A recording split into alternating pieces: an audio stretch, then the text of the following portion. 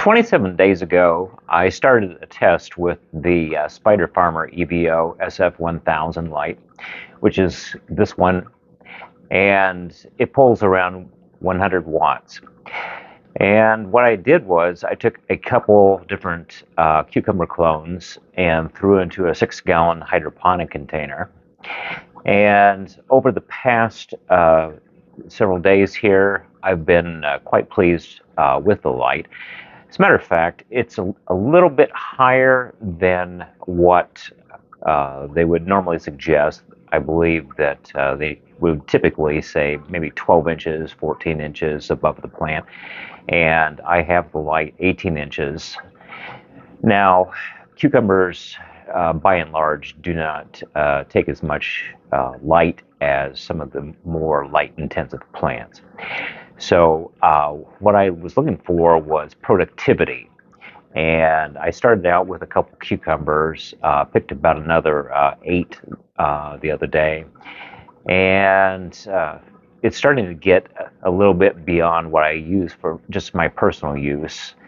But it's time to come back in, take another look, and see if there's any other cucumbers in there. So let's do that right now. These big leaves oftentimes hide the cucumbers, and I like to get them about that size because they're seedless and I can eat those with a little bit of a vegetable dip.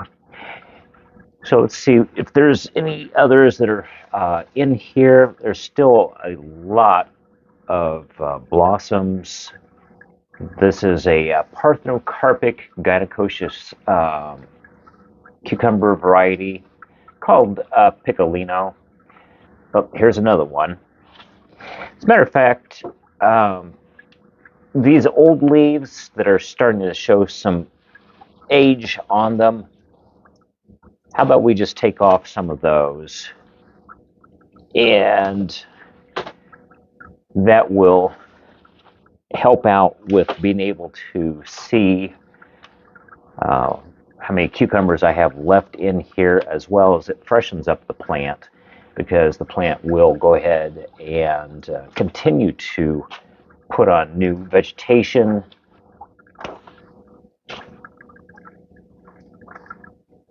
So, oh, well, and sure enough, now they can see better. There's another cucumber. And it's amazing because these were just tiny just a couple days ago. And another. And this entire grow is about a 2 foot by 2 foot area. So a little wet, I'll go ahead and take that one.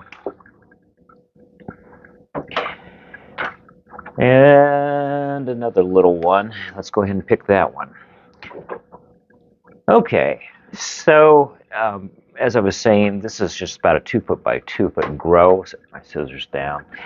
And what I typically do is take the vines and prune those back, keep them about 2 to 3 feet in length. And I'll lift them up and I will coil them around the top of the container.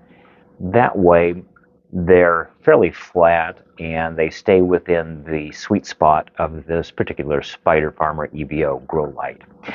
So based off of what I've done right now, I would say that if you were to look for a grow light, this is very sufficient in terms of what you'd probably use for things such as tomatoes, cucumbers, peppers, and other vegetation.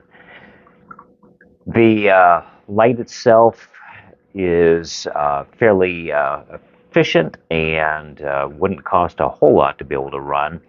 There's a lot of people right now who are starting seeds for spring, and if you can start your plants and get those nice sized, it's going to get you an earlier garden this year. So if you're on the fence about getting a grow light, I would say I don't think you're going to be unhappy about making that decision, because it's a very versatile light for applications such as that, as well as people who are into houseplants and other things.